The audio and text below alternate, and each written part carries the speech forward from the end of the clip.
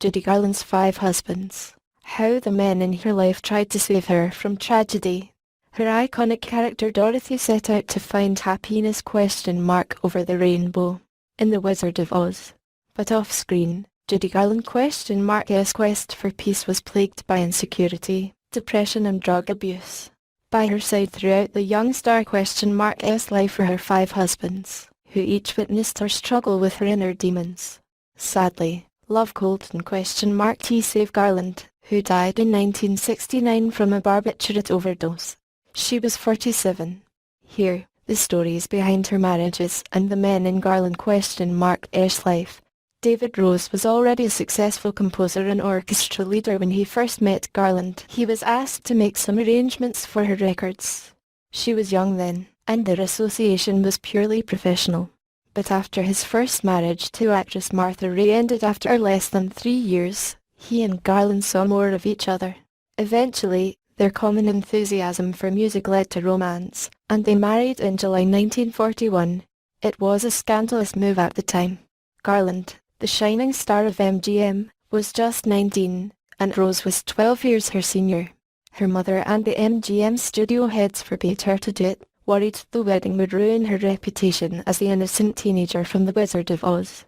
But Garland stood her ground, rushing off to Las Vegas with Rose to get hitched. Their shared musical passion won't be enough to keep them together. The two were polar opposites, Rose, reserved, and Garland, far more fond of parties and dancing. According to biographer Gerald Clark, Garland was anxious to be a mother. But when she found out she was pregnant, both her mother and Rose would encourage her to have an abortion. The two divorced in 1944. Rose would continue to find success with hits like The Stripper and Holiday for Strings. He won 4 Emmys for compositions he wrote for television programs like Little House on the Prairie and Bonanza. Garland?'s 1944 film Meet Me in St. Louis was one of her biggest hits, launching songs The Boy Next Door, The Trolley Song, and Have Yourself a Merry Little Christmas into the American lexicon. But it was memorable for Garland for another reason. It where she met her second husband, director Vincente Minnelli. It was Minnelli who pushed Garland to drop her Girl Next Door image, hiring a makeup artist who refined her appearance to give her a more sophisticated look. The makeover exposed Garland to a whole new audience. They would marry in June 1945. The couple reunited twice more, in 1945 S The Clock and 1948 S The Pirate. In March 1946, they also welcomed a daughter, Liza Minnelli, who would go on to become a star in her own right.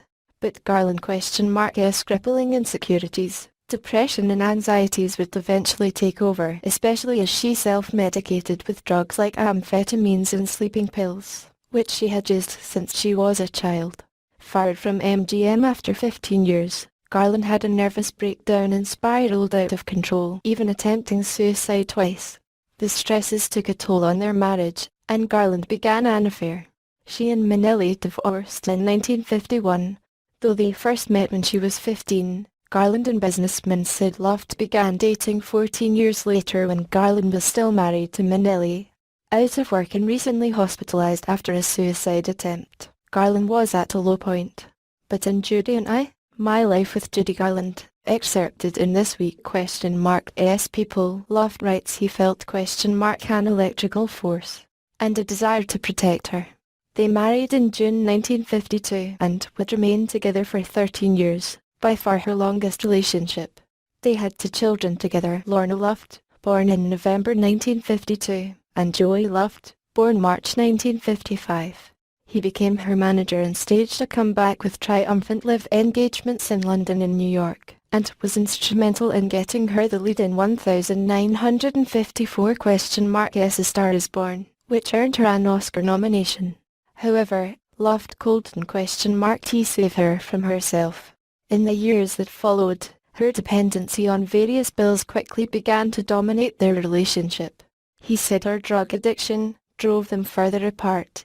If I were to show concern, She "They abruptly tell me to F off," he wrote. By 1962, the pair were living virtually separate lives in the same home, with the children residing in one wing that Garland occasionally visited. The children wouldn't realize she was stoned, Luft writes. For more about Judy Garland and Sid Luft S marriage, pick up this week S issue of People on newsstands now. They finally divorced in May 1965, with Garland telling a judge at a court hearing that Luft had been abusive. According to numerous reports, the New York Times said Garland told Edward R. Brand of the Superior Court, "He struck me many times. He did a lot of drinking."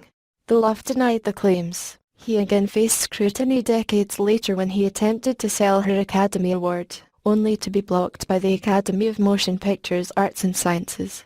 He married twice more. Garland wasn't single for long. She married actor and tour promoter Mark Herron in a Las Vegas ceremony in November 1965.